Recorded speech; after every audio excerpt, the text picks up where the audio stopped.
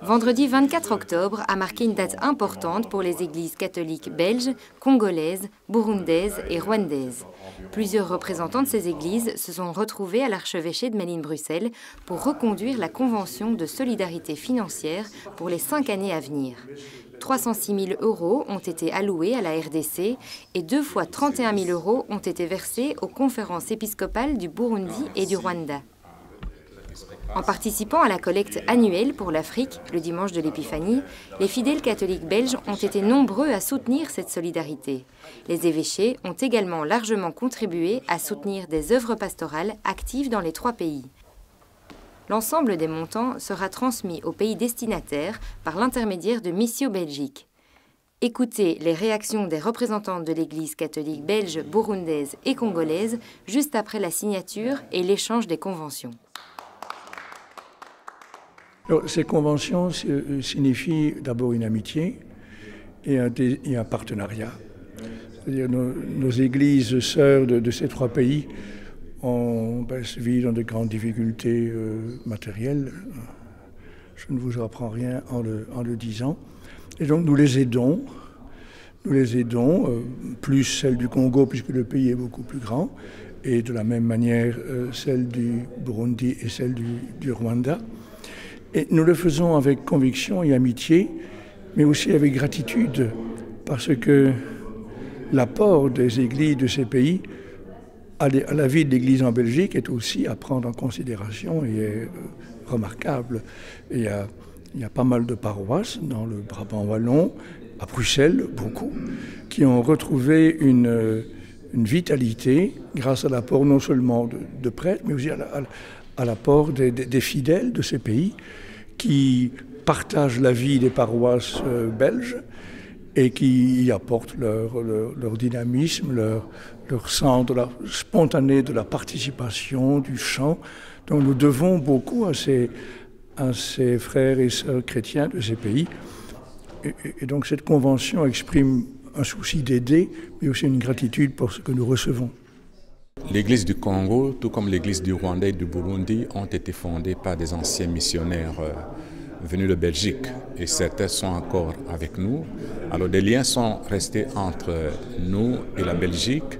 Alors cette signature, c'est vraiment l'expression d'une solidarité entre nos églises. L'Église de Belgique, avec ses évêques et les fidèles catholiques, chaque année collecte de l'argent pour soutenir notre conférence, c'est-à-dire soutenir l'œuvre de l'évangélisation chez nous, c'est soutenir les écoles, la santé, les œuvres sociales. Et vous savez que le Congo, depuis une quinzaine d'années, a connu une situation difficile suite aux guerres et aux violences. Donc la pauvreté s'est aggravée, c'est vraiment dans pas mal d'endroits, c'est la véritable misère. Donc cette aide fraternelle qui vient des fidèles catholiques belges est bien accueillie et c'est vraiment à point.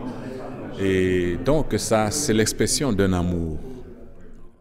L'Église qui est en Belgique est parmi les églises qui nous ont fourni les missionnaires, qui nous ont aidés à naître comme Église. Je vois par exemple le diocèse, je suis le diocèse d'Ongozi, a été fondé par un missionnaire évêque qui venait de la Belgique, Monseigneur Joseph Martin, qui a fondé aussi un autre diocèse de Bururi. Il y a aussi un autre missionnaire belge qui a été évêque à l'archidiocèse de Gitega.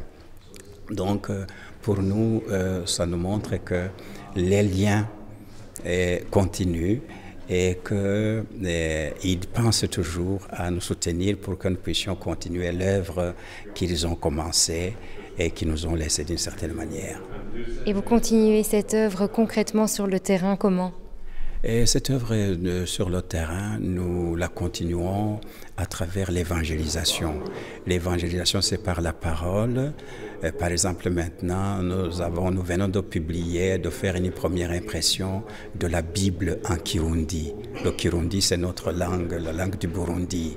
Et c'est pour la première fois que nous avons pu produire ce livre saint, la Bible en Kirundi.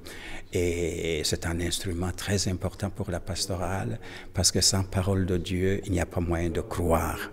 Et nous continuons à faire cette œuvre d'évangélisation à travers aussi des œuvres de charité. Nous avons des centres de santé, nous avons des écoles, nous avons aussi d'autres œuvres de développement.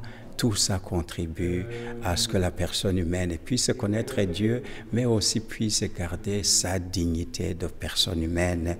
Parce qu'à un certain degré de misère, la personne humaine peut douter si effectivement elle a été créée avec la dignité d'une personne humaine.